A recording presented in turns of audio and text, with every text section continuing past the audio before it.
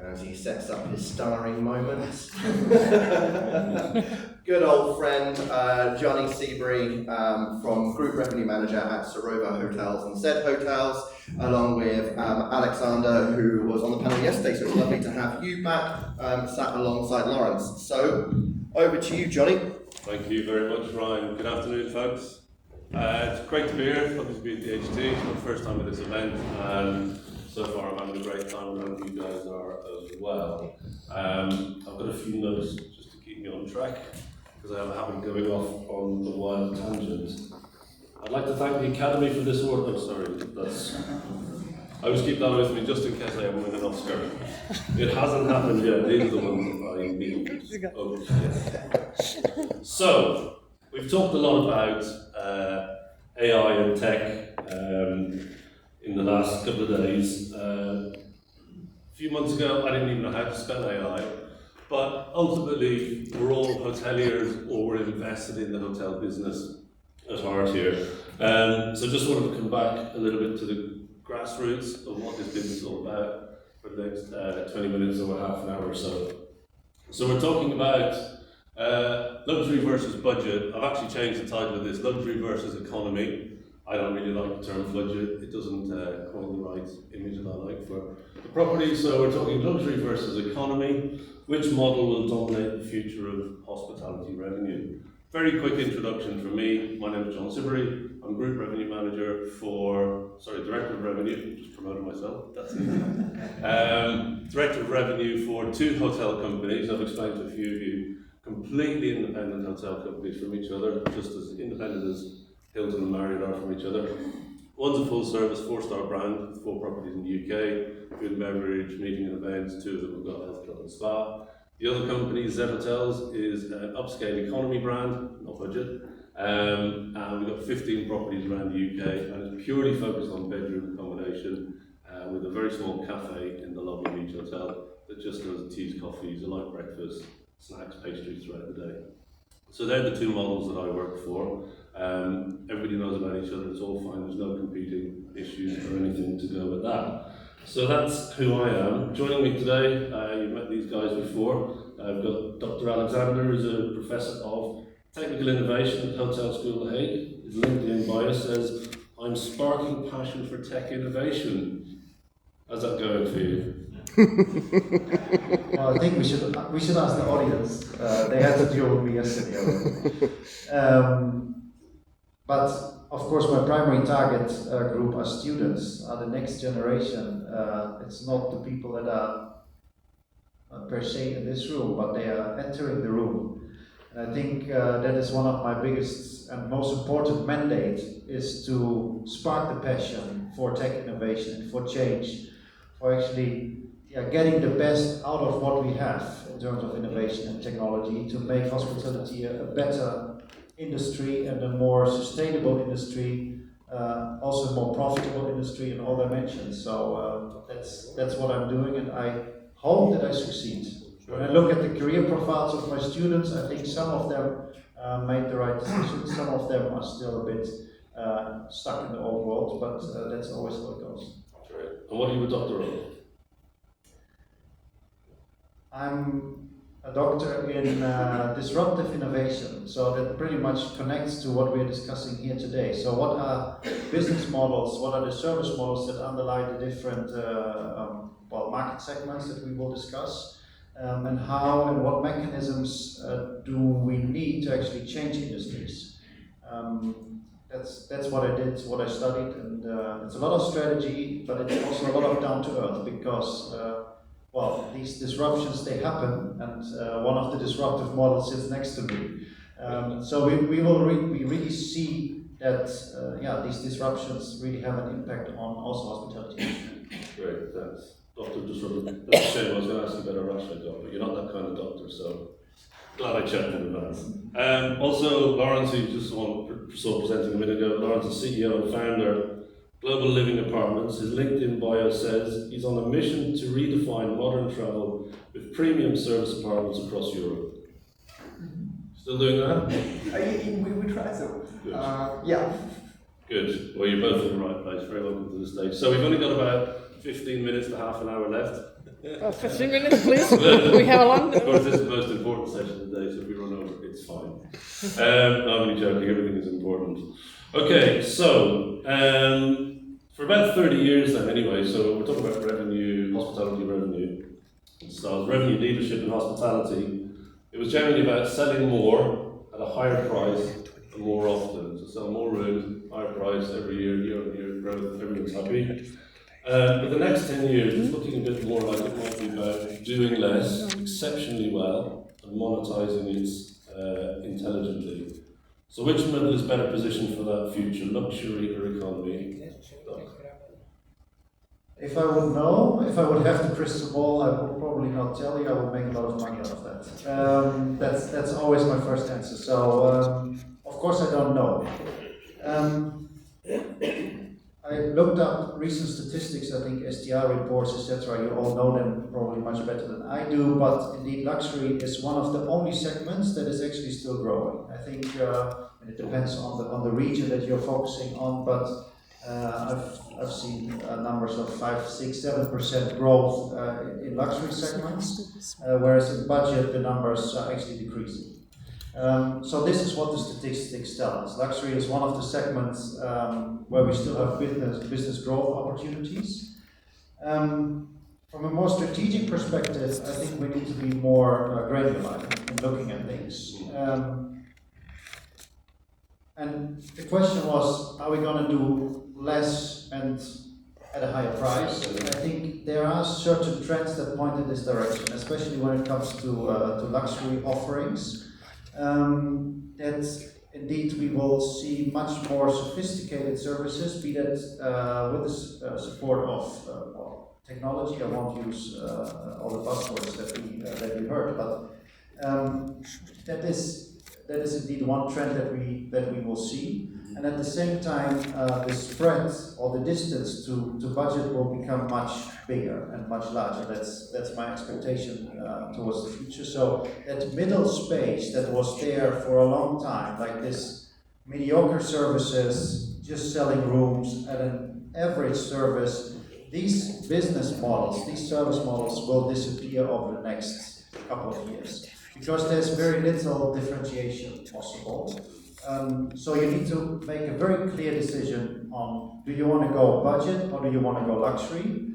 And I'm very happy to discuss what the implications for a hotel are when you decide to go budget, because I wonder if the majority of that middle space is actually capable of delivering budget services, budget hospitality services, as for example Laurenz business is doing.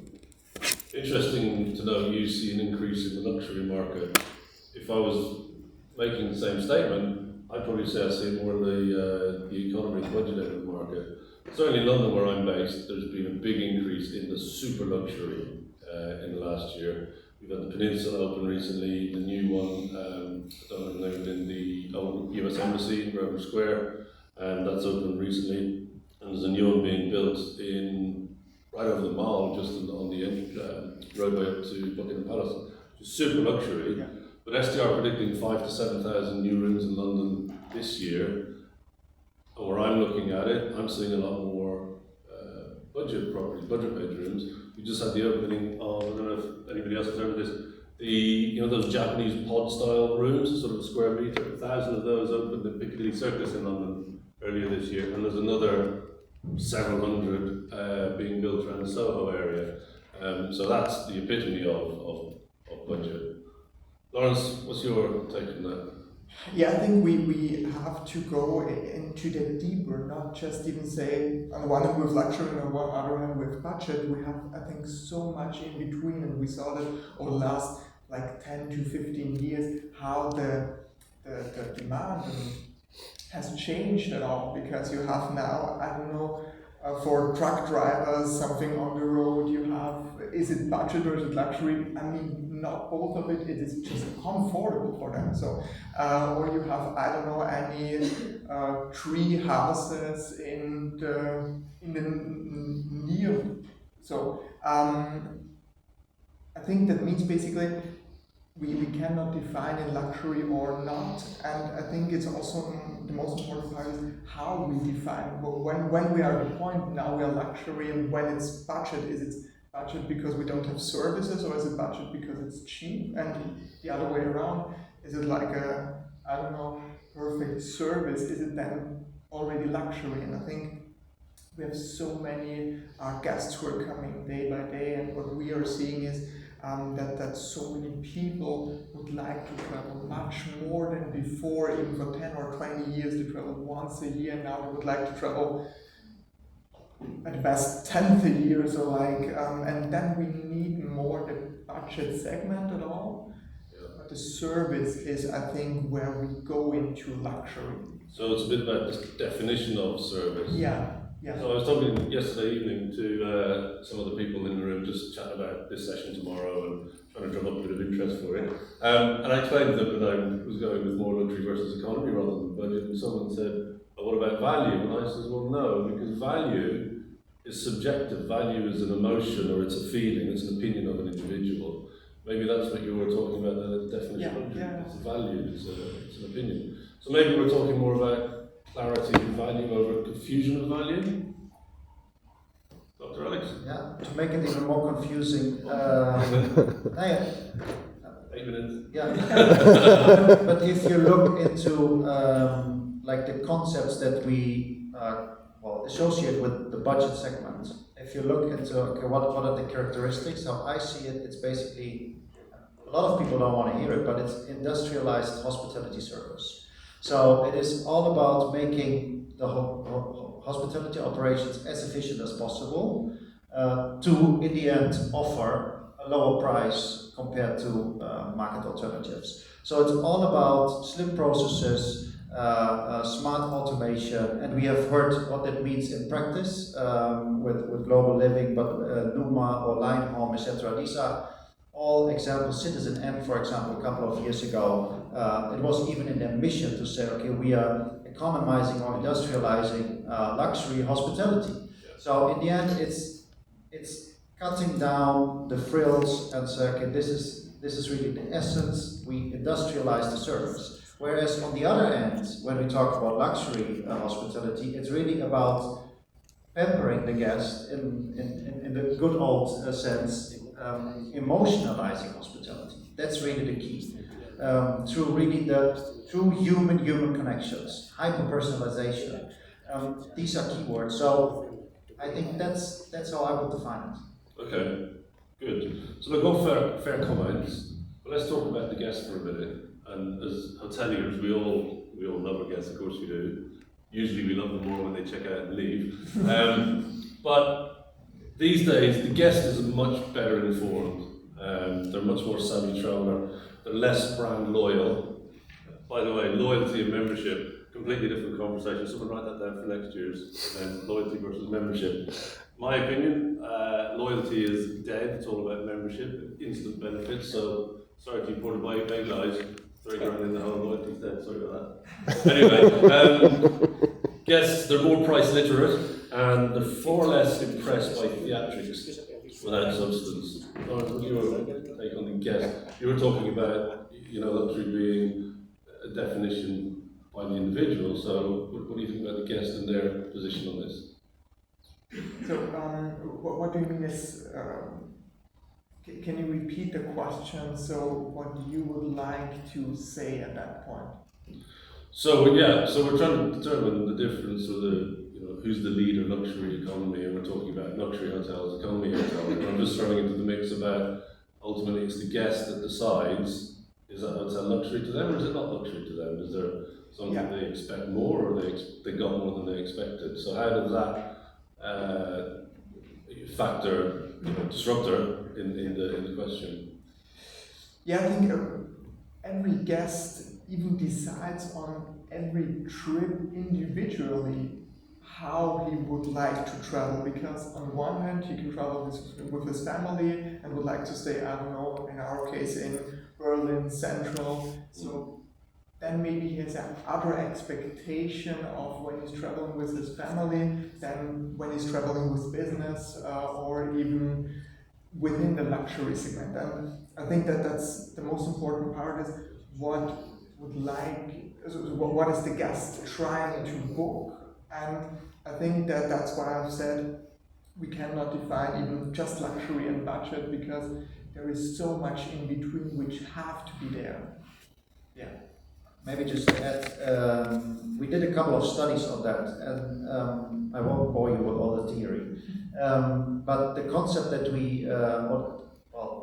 the most important factor is, and we call it service goal. So what is the goal for this specific trip that you have as an individual?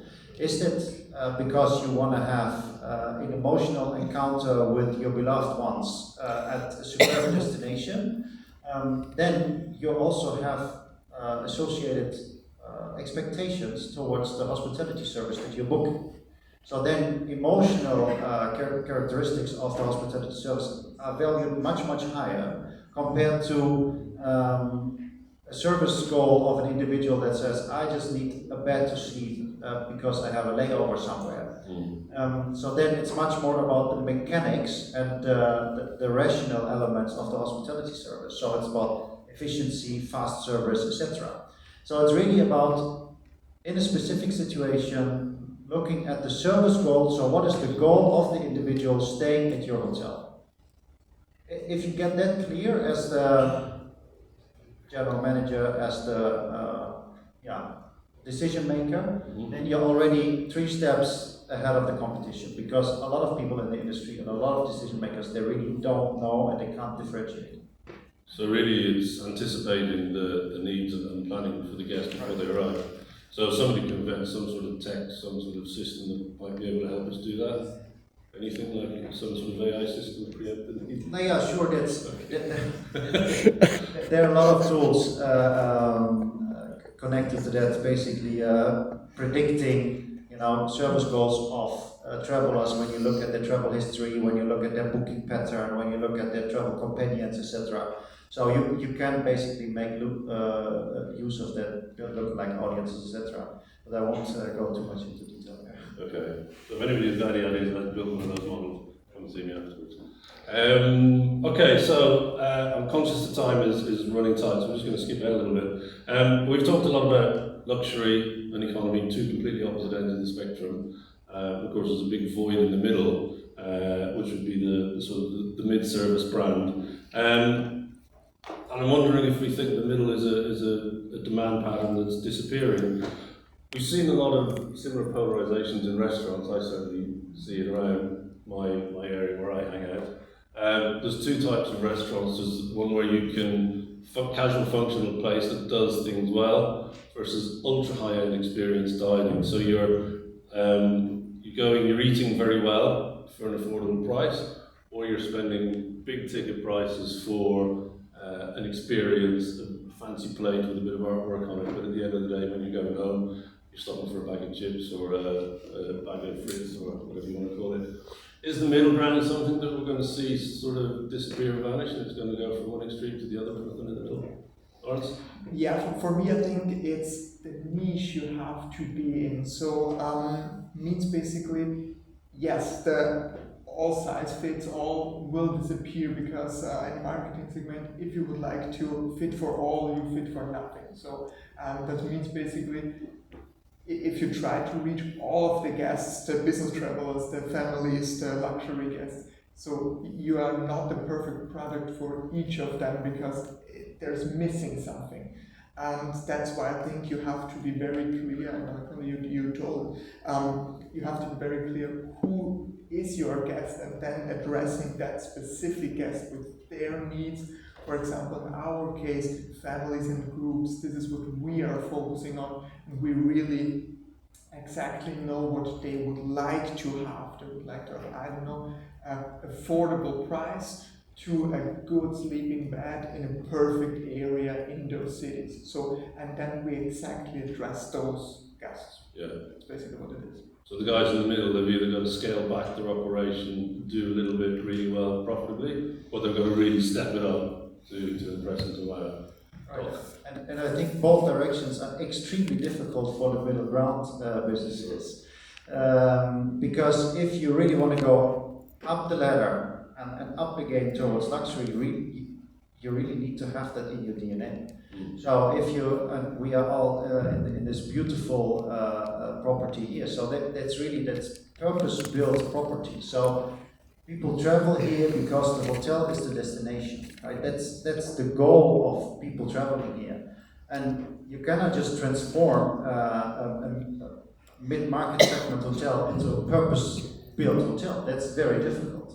And if you want to go the other side towards a budget or economy concepts, what we see is that's often not even hospitality businesses that enter this sphere, but it's often ex-McKinsey founders or well, basically technology companies that say, okay, I know how to industrialize a service, and I just apply this logic in the hospitality sphere. So that's something that also a middle ground hotelier is it's a very hard situation to be in, very difficult situation to be in, to compete with these new entrants. So from a strategic perspective, middle economy, mid-size or mid-market concepts, they will have it difficult in the future. Absolutely. Thank you very much. So I'll just leave you with this. I mean, I've been in the hospitality industry for 38 years. I know what you're thinking. But through all of that time, it's always been about the philosophy and the mantra has always been, more space, more services, more complexity, do something that everybody else isn't doing, just to make you stand out. But now it's really turning around. Profitability is tight, costs are high. It's a tricky business to be in. I certainly wouldn't want to get into hospitality now, or then somebody getting into it from an investment point of view. But certainly the strongest revenue performance we see in businesses outside of hospitality as well are the ones that do fewer things but do them exceptionally well. That seems to be a success message. Michael Donald, who a friend of mine who's a customer experience specialist, said to me, I was talking about him last week about this, he said, I think guests will always pick the music, but hotels would lead the dance. So I thought that's a very fitting analogy of how it goes. We let the guests think they're calling the shots. Really good finishing. There you go. That's it from me. Thank you very much. Thank you very much. Thank you, guys. Any time for questions? Well, Yes. for once, Okay, great. last Any one. questions? Yes? No? Everybody hungry? Perfect session. Yeah. Thank you very much. Yeah, thank you very much, guys. Yes, we believe that luxury is standing point, but of course the challenges mid-scale that Alexander said, it's really challenging even more. Okay, before we